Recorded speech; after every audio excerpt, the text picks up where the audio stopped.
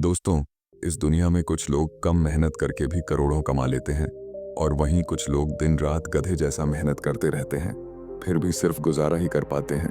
आखिर ऐसा क्यों होता है? क्योंकि यह फर्क किस्मत का नहीं, सोच और चालाकी का है। चाणक्य कहते थे, मेहनत से सिर्फ पसीना बहता है, लेकिन दिमाग से दौलत बनती है। अगर आप भी दिन रात मेहनत कर रहे हो और फिर भी रिजल्ट नहीं मिल रहा, तो ये वीडियो आपकी आंखें खोल देगा। और हाँ, इस वीडियो को आखिर तक जरूर देखना, क्योंकि लास्ट में मैं आपको जो बताने वाला हूँ वह आपकी पूरी सोच को तोड़ कर रख देगा और पैसा कमाने का असली तरीका सिखा देगा। तो चलिए दोस्तों, बिना देरी किए हुए वीडियो को शुरू करते हैं। धन की देवी श्रम से नहीं, नीति से आती है। एक बार की बात है, आचार्य चाणक्य अपने शिष्यों को तक्षशिला के शांत गुरुकुल में नीति का पाठ पढ़ा रहे थे। चारों ओर सन्नाटा था, केवल गूंज रही थी उनकी धीमी पर सदी हुई आवाज। वे राज्य, सत्ता और नीति के रहस्यों को उजागर कर रहे थे कि तभी एक युवा शिष्य ने बड़ी ही उत्सुकता से पूछा, आचार्य, यदि मुझे जीवन में लक्ष्मी प्राप्त करनी हो तो क्या मुझे दिन रात कठिन परिश्रम करना पड़ेगा? सवाल सरल था, पर उसकी जड़ें गहरी थी। पूरे कक्ष में सन्नाटा छा गया। चाणक्य कुछ क्षण मौन रहे, फिर उन्होंने अपनी तेज नजरें उस शिष्य की आंखों में डाल दी और बोले, यदि लक्ष्मी केवल श्रम से मिलती तो हल चलाने वाला किसान सबसे धनी होता। यदि मेहनत ही सब कुछ होती तो हाथियों को नचाने वाला महावत सम्राट होता। शिष्य चौंक गया। पुत्र चाणक्य ने कहा, श्रम आवश्यक है, लेकिन केवल श्रम ही पर्याप्त नहीं। लक्ष्मी उसी के पास आती है जो नीति जानता है, अवसर पहचानता है और सबसे बढ़कर सोचता है। चाणक्य कुछ कदम आगे बढ़े, शांत स्वर में बोले, पुत्रों, तुम क्या सोचते हो? मैंने चंद्रगुप्त को सम्राट क्यों बनाया? क्यों किसी और शक्तिशाली योद्धा को नहीं चुना? क्योंकि वह सिर्फ परिश्रमी नहीं था, वह सोच सकता था, समझ सकता था और सबसे जरूरी, वह जानता था कब क्या करना है। शिष्य की जिज्ञासा और बढ़ गई। पर आचार्य, उसने कहा, तो क्या श्रम व्यर्थ है? चाणक्य मुस्कुराए, श्रम बिना नीति के वैसा ही है जैसे कोई बिना नक्शे के यात्रा पर निकले। वह चलेगा बहुत, पर पहुंचेगा कहीं नहीं, और यदि पहुंचेगा भी तो जहां जाने की आवश्यकता नहीं थी। उन्होंने पास रखे एक दीपक की ओर इशारा किया, देख, इस दीपक को, इसमें घी है, बाती है और अग्नि भी। फिर भी अगर तू उसे हवा के विपरीत रखेगा तो वह बुझ जाएगा, क्योंकि केवल सामग्री नहीं, दिशा भी मायने रखती है। फिर उन्होंने सामने बैठे सभी शिष्यों की ओर देखा। यदि तुम सब केवल श्रम में लगे रहोगे तो तुम अच्छे सेवक तो बन जाओगे, पर तुम कभी नीति निर्माता नहीं बन पाओगे। लक्ष्मी सेवा के पीछे नहीं चलती, वह उस बुद्धि के पीछे चलती है जो सेवाओं का संचालन करती है। राज्य वही चलाता है जो सोचता है, जो निर्णय लेता है, योजनाएं बनाता है, अवसर पहचानता है, और जो केवल दूसरों के कहने पर काम करता है। वह पूरी जिंदगी केवल दूसरों की योजनाओं को पूरा करने वाला एक साधारण कार्यकर्ता बनकर रह जाता है। शिष्य की आंखों में चमक आ गई थी। चाणक्य अब गंभीर हो चुके थे।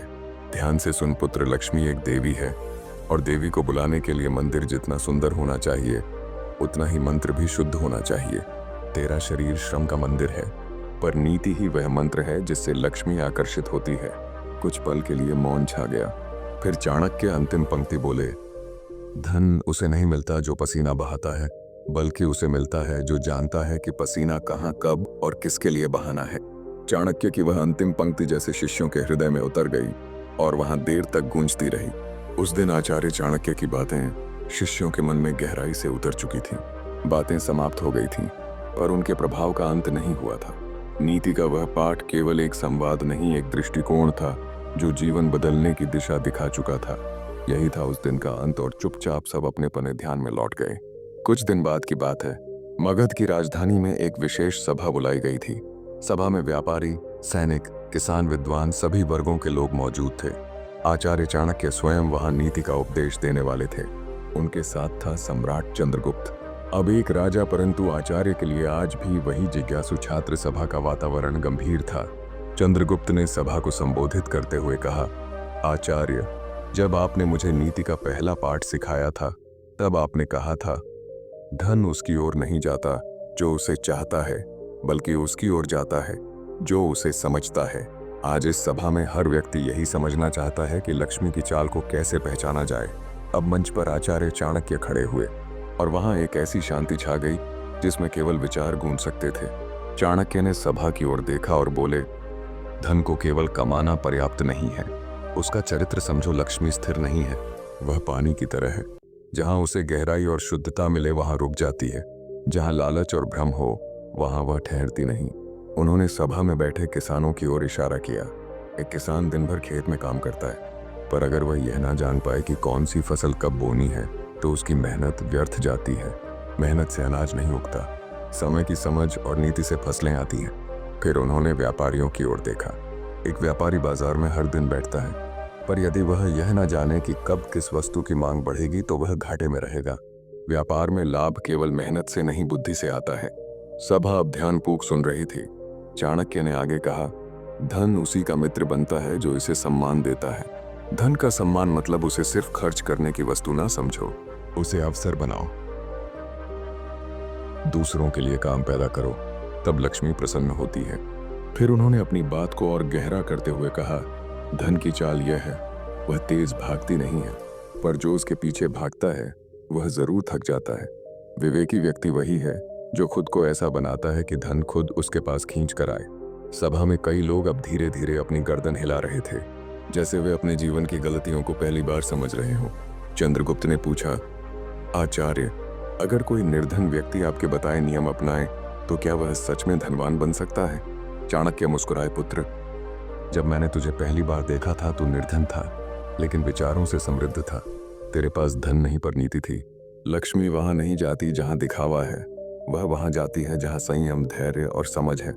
फिर उन्होंने सभा की ओर देखा और बोले, यदि धन को सिर्फ संग्रह किया जाए तो वह रुकता नहीं, पर यदि धन को विचार से चलाया जाए वह औरों को भी समृद्ध करता है और तुम्हें भी। अंत में उन्होंने एक वाक्य बोला जो सभा के हर व्यक्ति के हृदय में उतर गया, धन वही पाता है जो केवल परिश्रमी नहीं बल्कि नीति में पारंगत होता है, क्योंकि लक्ष्मी मेहनत से नहीं बुद्धि से प्रसन्न होती है। चाणक्य की यह अंतिम पंक्तियां सभा में जैसे मंत्र बनकर गूंजने लगीं। धीरे धीरे सूर्य पश्चिम की ओर ढलने लगा और उसी के साथ वो सभा भी समाप्त हो गई। लोगों ने आचार्य को बार बार प्रणाम किया, धन और लक्ष्मी के प्रति उनकी दृष्टि बदलने के लिए। किसी ने कहा, आपने हमारी आंखें खोल दी, तो किसी ने बस चुपचाप हाथ जोड़कर सिर झुका दिया, क्योंकि शब्द कम पड़ गए थे। लोग अपने अपने स्थानों को लौट गए, पर उनके मन में जो विचार जलने लगे थे वे रात की आग की तरह भीतर ही भीतर भड़क रहे थे। उसी रात एक व्यापारी जिसका नाम वर्धन था चुपचाप चाणक्य के पास आया। उसकी आंखों में थकान थी, पर सवाल और भी भारी थे। आचार्य, वर्षों से व्यापार कर रहा हूँ, श्रम में कमी नहीं छोड़ी, पर लक्ष्मी जैसे आती है वैसे ही चली जाती है। कहाँ भूल हो रही है? चाणक्य ने उसकी ओर देखा, मुस्कुराए नहीं, ना ही कोई सांत्वना दी, बल्कि बोले, वर्धन, तू लक्ष्मी को श्रम से पकड़ने चला है, जबकि वह बुद्धि से आकर्षित होती है। तेरा पसीना तेरे परिश्रम का प्रमाण है, पर नीति की अनुपस्थिति तुझे निर्धन बनाए रखेगी। वर्धन सिर झुकाकर बैठ गया। चाणक्य धीरे से बोले, ध्यान से सुन, लक्ष्मी कभी उस घर नहीं जाती जहां यह तीन दोष हो, अनियंत्रित खर्च, अस्थिर निर्णय और आत्मशंका। पहला, अनियंत्रित खर्च। जो व्यक्ति धन को मिला और तुरंत विलासिता में बहा दिया वह लक्ष्मी का अपमान करता है। वह सोचता है कमा लिया, पर लक्ष्मी सोचती है यह मुझे टिका कर नहीं रख सकता। दूसरा, अस्थिर निर्णय। धन उसी के पास आता है जो समय पर निर्णय ले सके, जो हर बार सोचते हैं देखेंगे में समय गवाता है, वह अवसर खोता है, और लक्ष्मी अवसर के साथ चलती है, आलस्य के साथ नहीं। तीसरा, आत्मशंका। जो व्यक्ति खुद को ही छोटा समझे, मैं कहाँ धनवान बन सकता हूँ, मेरे नसीब में कहाँ इतना लिखा है, वह व्यक्ति लक्ष्मी के द्वार से पहले ही वापस मुड़ जाता है। धन सबसे पहले साहस से डरता है। वर्धन की आंखों में अब एक चमक थी। चाणक्य आगे बोले, अब सुन क्या करना है। हर दिन के अंत में अपने धन के निर्णय का लेखा जोखा कर। तेरा धन कहाँ जा रहा है और क्यों, यह जानना ही पहला नियंत्रण है। लाभ और लोभ में अंतर समझ।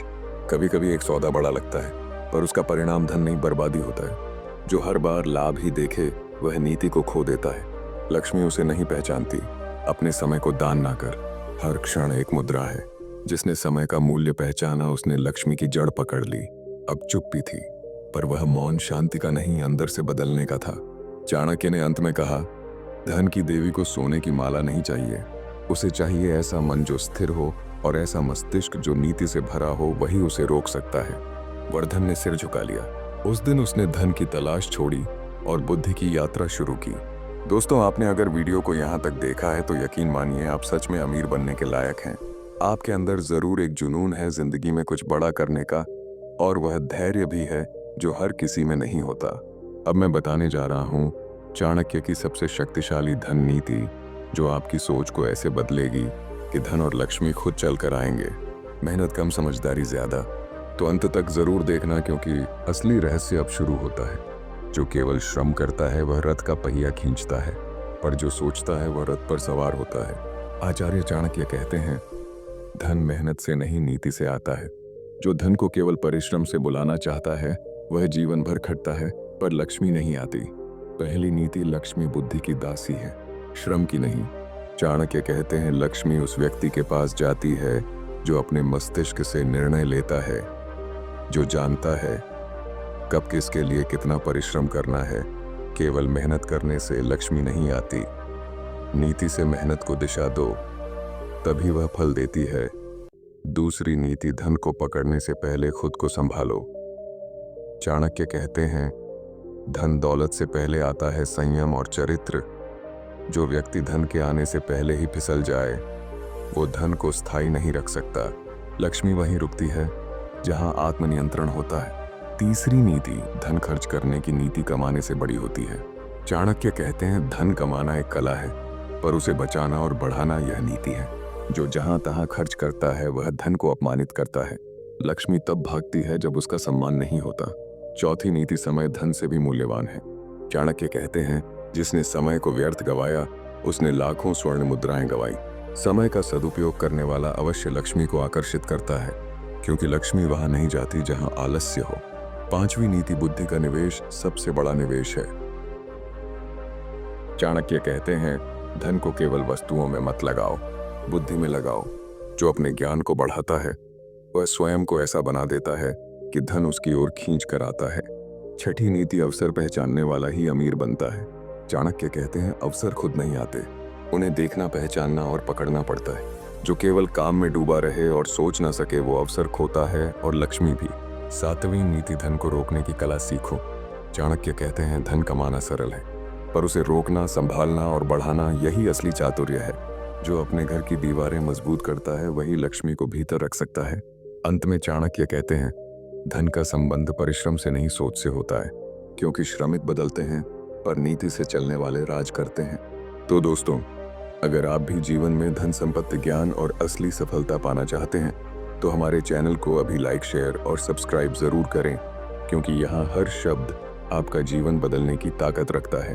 याद रखिए, अंधेरे में वही रोशनी पाता है जो खोजने की हिम्मत करता है, और धन उसी के पास आता है जो बुद्धि से उसका स्वागत करता है।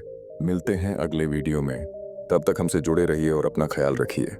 धन्यवाद। चैनल उड़ान मोटिवेशन को सब्सक्राइब करें और लाइक करें। जय माता दी।